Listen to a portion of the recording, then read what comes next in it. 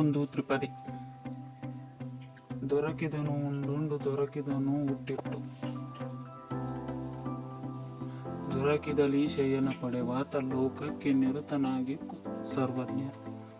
ಇದರ ಸಾರಾಂಶ: ಸಮಯಕ್ಕೆ ಸರಿಯಾಗಿ ಏನು ದೊರೆಯುವುದೋ, ಎಷ್ಟು ದೊರೆಯುವುದೋ, ಎಂತಹುದು ದೊರೆಯುವುದೋ ಅದನ್ನು ಸೇವಿಸಿ ತೃಪ್ತನಾಗುವ.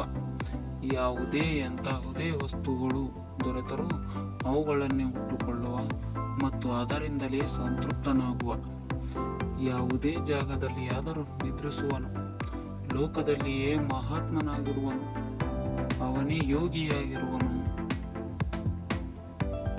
ಇದರ ಸಾರಾಂಶವಾಗಿದೆ.